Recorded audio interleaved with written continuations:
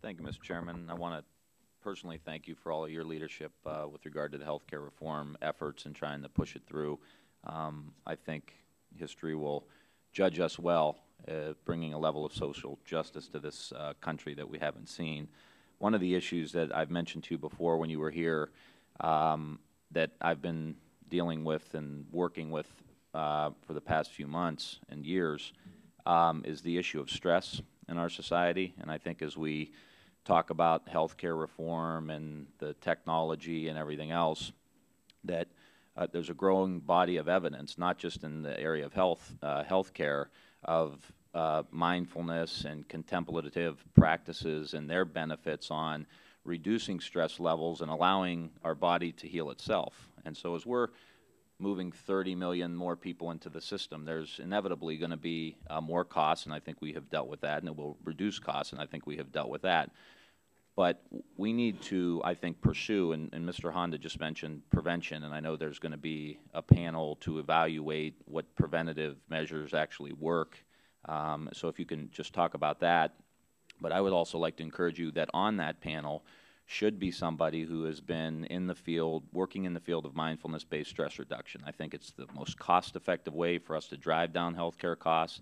It's about individual responsibility. It's about teaching people how to manage their own health, right in line with everything else that we're talking about. So I want to encourage you to do that. And it's not just in the area of health. We have the Defense Department is now doing this for pre-deployment for soldiers who are going over, allowing them to and hopefully prevent a lot of the post-traumatic stress that goes on when these kids go into battle. So I want to encourage you to do that. And if you can talk for just a second about the panel that's going to be created to evaluate preventative, adequate preventative measures in the healthcare reform bill.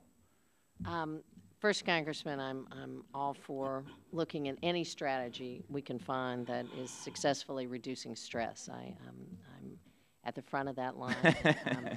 Would be grateful for that evidence. I think that whether it's in this instance or the framework for the services with the exchanges or others, certainly we will put together a very broad-based group of experts and look at what the evidence says. And in this area, I think there are a number of cost-effective sort of patient-centered strategies that really do work. And so I look forward to getting the information from you and making sure that's part of the discussion. I will get it to you. And I think the younger people are gravitating. I was at a conference this past week, and there was someone from Ms. McCollum's district at the University of Minnesota.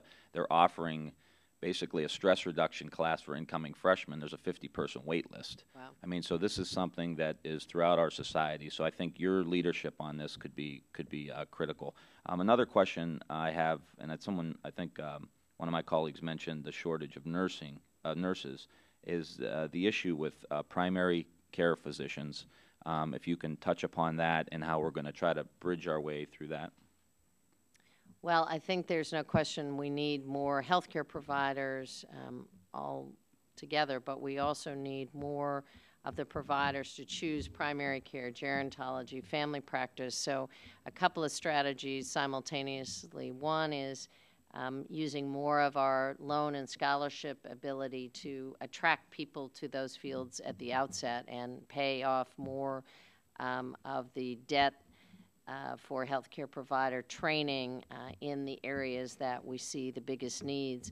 As you know, the Affordable Care Act had a feature which actually, again, moved primary care providers for a couple of years with 100% federal funding from Medicaid rates to Medicare rates, which I think is, again, a big step forward to more adequately compensating the kind of work I'm running short here. How about the bridge between, those kids that they're going into school now maybe, and they're saying, well, yeah, it looks like primary care is going to be an opportunity for me, but at 2014 they'll be just getting their bachelor's degree as opposed to, or their BS degree, and moving on in the medical school. Well, we're changing the Medicare pay rates also, so that I think payment of debt, payment of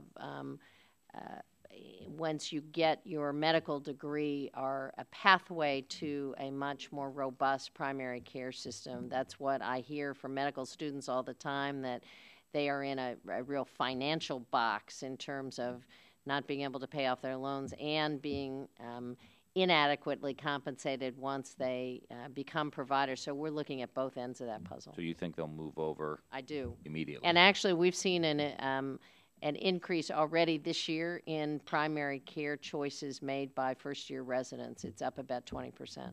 Great.